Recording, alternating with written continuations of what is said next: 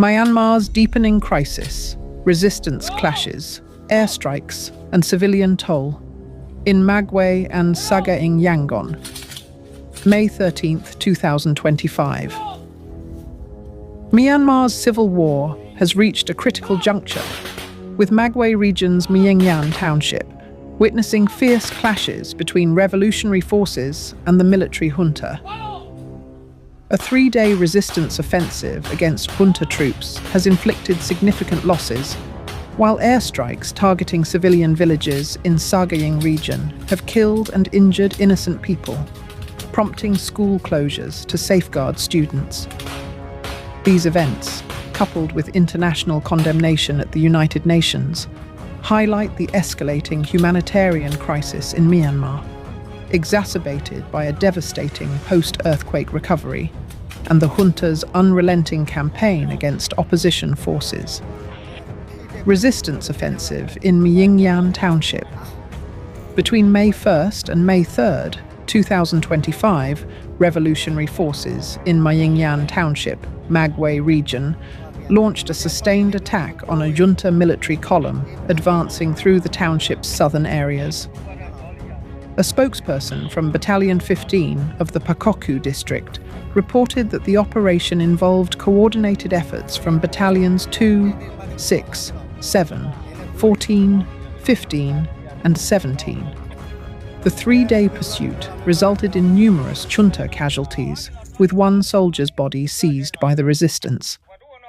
The spokesperson noted that the junta deployed airstrikes and mortar fire extensively, but the resistance fighters emerged unscathed and withdrew successfully.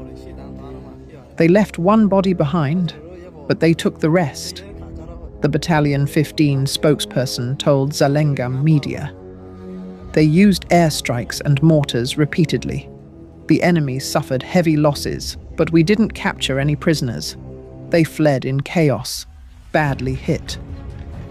This account underscores the junta's reliance on air power to offset its weakening ground operations, a strategy that has caused widespread civilian harm across Myanmar. Zalengam Media, May 13, 2025. The operation reflects the growing strength of anti-junta forces in Magwe, a central region that has become a hotspot of resistance since the 2021 coup. Myanmar's strategic location makes it a focal point for People's Defense Forces, PDFs, and allied ethnic armed groups seeking to disrupt junta control. The resistance's ability to execute a successful operation without losses highlights their tactical prowess and local support, even as the military escalates its aerial assaults. Al Jazeera, April 10, 2025. Airstrikes target civilians in Sagaing region. While resistance forces gained ground in Magwe, the junta's air forces conducted deadly airstrikes on civilian areas in Sagaing region. On May 13, 2025, at around 4 p.m., a J fighter jet from the Tansei airbase bombed Sankantha village in Wetlet township and Ngapio village in Shwibo township. Ko Naga Lay, a representative of the Wetlet Informational Network, reported that the attacks killed 2 civilians, Ko Ong Leng Win, a man in his 20s, and Do Yin Yin, a 35-year-old woman, and injured 7 others. 2 cows were also killed, and several homes were damaged. Both victims were from Sankantha village, Ko Naga Lay told Zalengam Media. The airstrikes struck twice, causing significant destruction. These attacks are part of a broader pattern of junta airstrikes targeting civilian populations, often as retaliation for resistance advances or to instill fear in opposition strongholds.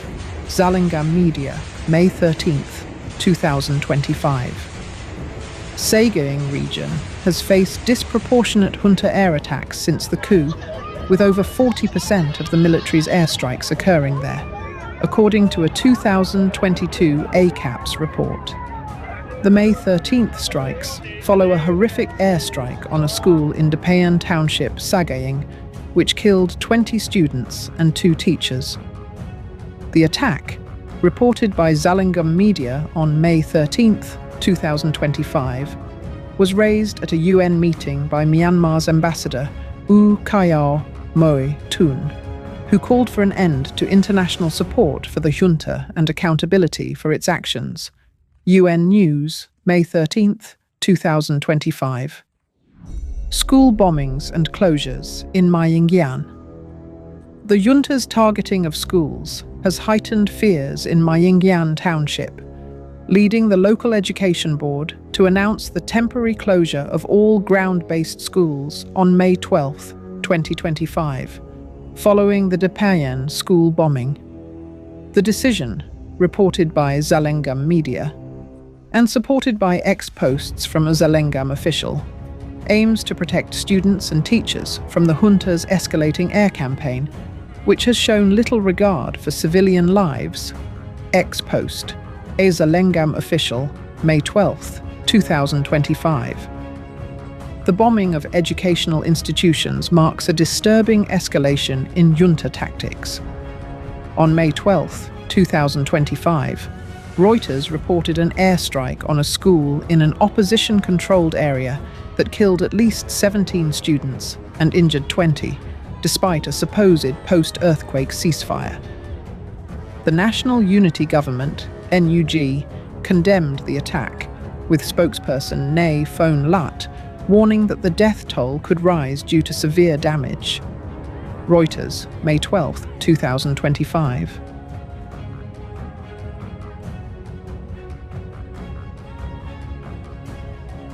The UN's High Commissioner for Human Rights, Volker Turk, reported 243 military attacks, including 171 airstrikes since the March 28 earthquake, contradicting the junta's ceasefire claims. UN News, May 13, 2025. The school closures in Myanmar and nearby Yazagyo Township reflect the dire security situation for civilians. Education, already disrupted by the civil war and junta restrictions, faces further setbacks as communities prioritize safety.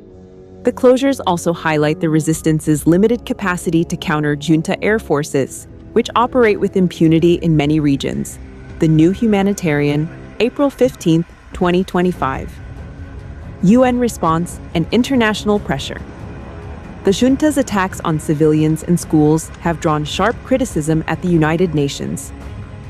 Ambassador U Kayao Moe Tun presented evidence of the Deepening school bombing at a recent UN meeting, urging the international community to halt support for the junta and address its war crimes. The UN has documented 53 attacks, including 16 airstrikes since the junta's April 2nd ceasefire announcement, accusing the military of violating its own commitments. UN News, May 13, 2025. The OHCHR has also reported innovative junta tactics, such as using near-silent paragliders to drop bombs, further terrorizing communities. UIBUN OHCHR, April 2020, 25. The March 28 earthquake, which killed over 3,800 people and displaced millions, has deepened Myanmar's humanitarian crisis. The UN estimates that 6.3 million people need urgent aid, with disease outbreaks like cholera and dengue looming due to poor sanitation and delayed rubble removal.